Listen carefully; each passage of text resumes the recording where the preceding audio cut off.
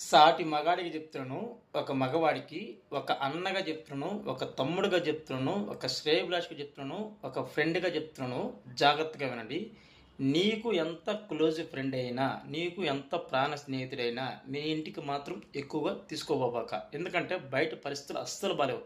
నీ స్నేహితుడితో నువ్వేదైనా కలిసి తాగాలన్నా, కలిసి తినాలన్నా, కలిసి మాట్లాడాలన్నా, నువ్వు ఏది చేయాలన్నా, వాడితో టైం పాస్ చేయాలన్నా, ఏది చేయాలన్నా అన్నీ ఊరు బయట పలివేరు అవతల చేసి పంపించేసి, అది పక్కన పెట్టేసి, నా ప్రాణ స్నేహితుడు, నేను నమ్మిన బంటి అని చెప్పని తీసుకొచ్చి నట్టేట్లో కూర్చోబెట్టి వాడికి ఇస్తరాకేసి అన్నం పెడితే, ఆ లంజా కొడుకు ఎక్కడ తిన్నాడో అక్కడే వ్యక్తుడు.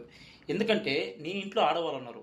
నీ ఆడవాళ్ళ జాగ్రత్త నువ్వే చూసుకోవాలా. బయటోడు వచ్చి ఎవడు చూసుకోడు. ఎంత ప్రాణ స్నేహితుడైనా వాడు మగవాడు. వాడికున్న ఆలోచనలు, వాడికున్న కోరికలు వాడికుంటాయి. కాబట్టి నీ ఫ్రెండ్ ఆలోచనలు నువ్వు గ్రహించి ఎంత దూరం పెడతావో అంత మంచిది. ఎందుకంటే నువ్వు కూడా ఒక మగవాడివే. నీకున్న ఆలోచనలే కదా వాడికి ఉంటాయి. కాబట్టి ఈ రోజుల్లో మంచివాడు అని బోర్డేసుకొని ఎవడు తిరగడు. అందరూ దొంగ నా కొడుకులే. కాబట్టి నువ్వు నువ్వు ఎంత జాగ్రత్తగా ఉంటే నీ ఫ్యామిలీ అంత సేఫ్‌గా ఉంటది. ఆ లంజా కొడుకు నీ కొంపలోనే నీ పెళ్ళానికో, నీ చెల్లికో, నీ అక్కకో, నీ అమ్మకో లేనిపోనేటి పెట్టాడంటే ఫిట్టింగు, ఆ తర్వాత నువ్వు గుండు బాదుకున్నా వచ్చేది ఏం లేదు. అయ్యో! నా ఫ్రెండ్‌నే, నా స్నేహితుడే నమ్మితే ఇంత మోసం చేసినాడని చెప్పి నువ్వు గుండు బాదుకున్నా ఏం రాదు.